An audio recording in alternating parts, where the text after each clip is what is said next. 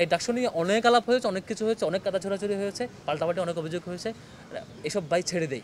গতকালকে press conference করে যখন আমরা বিভিন্ন কিছু নিন্দা জানিয়েছিলাম আর বিভিন্ন কিছু শো করেছিলাম, এরপরও দেখেছি অনেক কেউ বরং সেগুলো নিয়ে আবার অন্য নোংরামিতে লিপ্ত হয়েছে। এটা খুবই দুঃখজনক।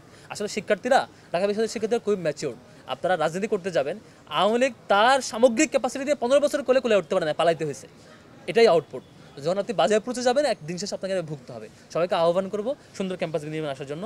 আমাদের আজকে দেখেছেন রায় দিয়েছে, হাইকোর্টের রায় সংক্রান্ত ইস্যু আপনারা দেখেছেন। সেটার ব্যাপারে ফিডব্যাক হলো, নাম্বার 1, যিনি হাইকোর্টে রিট করেছেন, তার রিট দায়ের করেছেন, তার দ্বিমতের প্রতি, তার অ্যাপ্রোচের প্রতি আমি শ্রদ্ধাশীল।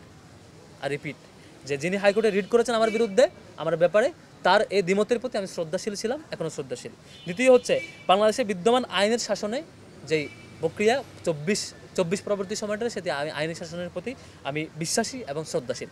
তৃতীয় হচ্ছে, সর্বোচ্চ আদালত ন্যায় বিচার নিশ্চিত করছেন বলে আমি বিশ্বাস করছি, এবং সেটি এই যে ডাকসু বানচাল হওয়ার যে ষড়যন্ত্র বলে মনে হচ্ছিল আমাদের কাছে, অনেক আলাপ আসছিল, সেই জায়গা থেকে ডাকসু যে হচ্ছে, সব কিছু কন্টিনিউ হচ্ছে, ন্যায় বিচার নিশ্চিত হচ্ছে, সেই জায়গা থেকে আমি সেটার প্রতি সুক্রিয়া জানাচ্ছি সংশ্লিষ্ট সবার প্রতি, যারা ন্যায় বিচার নিশ্চিতে সহযোগিতা করেছেন, এবং ডাকসু যত সময় হচ্ছে, শিক্ষার্থীদের প্রত্যাশাটি পূরণ হচ্ছে।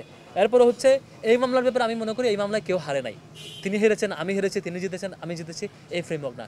ডাকসুটা টাইমলি হচ্ছে, জাস্টিস হচ্ছে, সবাই জিতেছে, সবাই জয়ী হওয়া, শিক্ষার্থীরা জয়ী হওয়া, টাইমলি ডাকসুটা হওয়া, সব কিছু ঠিকঠাক হওয়া, ন্যায় বিচার নিশ্চিত হওয়া, এর মধ্যে দিয়ে সবাই জয়ী হওয়া।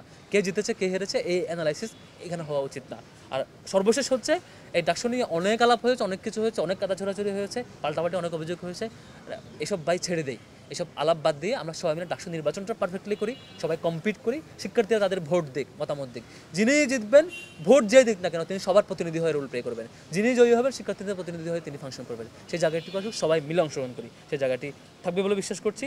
আর আমাদের ইস্তেহারের জায়গায় আপনারা দেখেছেন, আমরা বারবার বলেছি সেদিন ইস্তেহারে, আমাদের 6 ইয়েস 6 নো আমরা বলেছি, আমরা 6টা বিষয়ে ইয়েস বলেছি, আর 6টা বিষয়ে নো বলেছি। আবার 12 মাসে 36টা মৌলিক কাজকে আমরা টার্গেট দিয়েছি। ক্যাম্পাসকে রিফর্ম করার জন্য 36 জুলাইকে মাথায় রেখে আমরা 36টা রিফর্মের মৌলিক প্রজেক্ট নিয়েছি। 12 মাসে 3টা করে 36টা কাজ আমরা করবো, ক্যাম্পাসটা আমূল চেঞ্জ হবে। এর বাইরে আমাদের সম্পাদক মণ্ডলীরা প্রত্যেকের 12 মাসে বিজয়ী হলে কী কাজ করবে, এক্সিকিউটিভ প্ল্যানে করেছে, কোন মাসে কী কাজ করবে, সেই প্ল্যানটা আমাদের ওয়েবসাইটে পাবেন, www.unitedstudentalliance.org, সেখানে পাবেন ওয়েবসাইটে।